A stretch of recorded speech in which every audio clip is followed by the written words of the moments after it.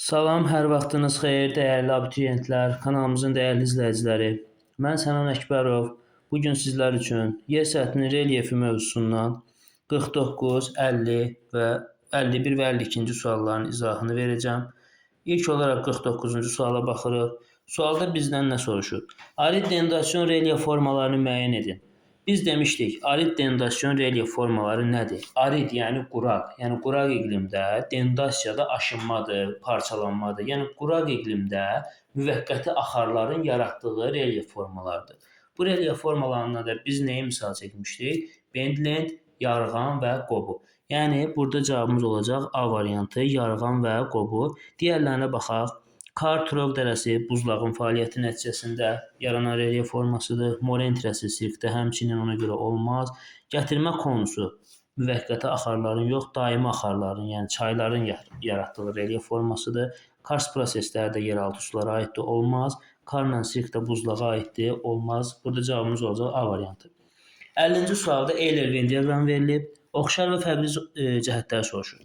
Birinci verilib kar, ikinci verilib duyun. Kar buzlağın fəaliyyətidir, duyun isə küləyin fəaliyyətidir. Və buna uyğun olaraq oxuyaq ifadələri. Birdə deyil eol relyef formasıdır. Biz bilirik ki, eol relyef forması külək, yəni küləyin fəaliyyəti nəticəsində yaranan relyef formalarıdır. Ona görə 1 gedəcək 2-yə.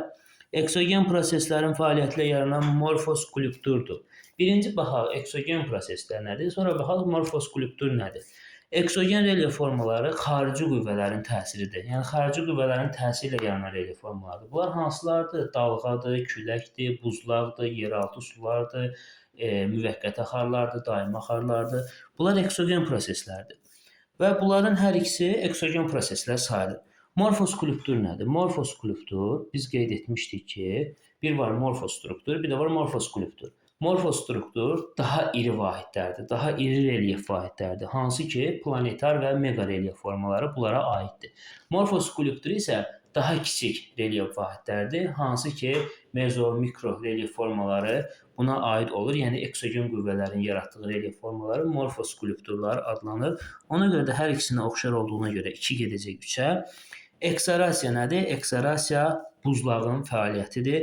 Eksorasiya nəticəsində yaranan relyef forması da burada hansıdır? Əlbəttə ki, buzlağın fəaliyyətilə yaranan karlar aiddir. Buna əsasən 1-ə olacaq 3, 2-yə 1, 3-ə isə 2, cavabımız olacaq C variantı. Gəlirik 51-ci suala. 51-də deyir, mütləq hündürlüyü 5 metrdən çox olan düzənlikləri müəyyən edin. Yadımızda saxlayırıq. Mütləq hündürlüyünə görə düzənliklər 3 qrupa bölünür.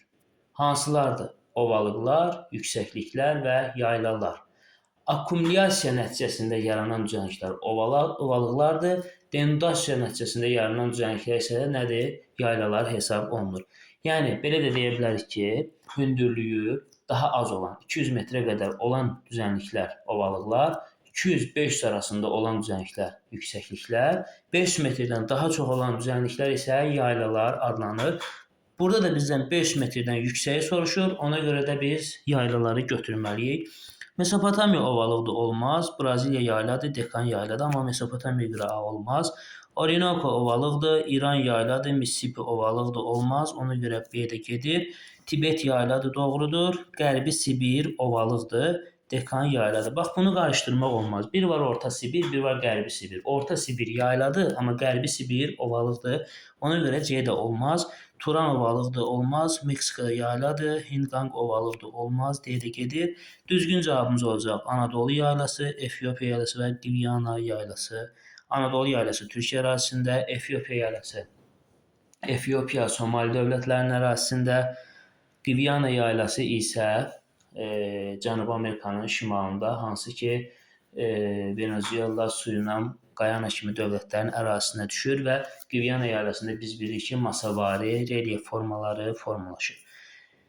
52-ci suala baxırıq. Mütləq hündürlüyü daha çox olan yaylanı müəyyən edin. Bunu yadımızda saxlayırıq. Mütləq hündürlüyü, yəni dünyada ən hündür yayla Çin ərazisində yerləşən, Asiyada yerləşən Tibet dağlıq yaylasıdır və hündürlüyü 5000 metrdən yüksək zirvələr var orada, belə deyək. Dekan yaylası da hündürdür, Braziliyada yayladır, Qvianada yayladır, Orta Sibirdə yayladır, amma ən hündürü hansıdır? Tibet dağlıq yaylası.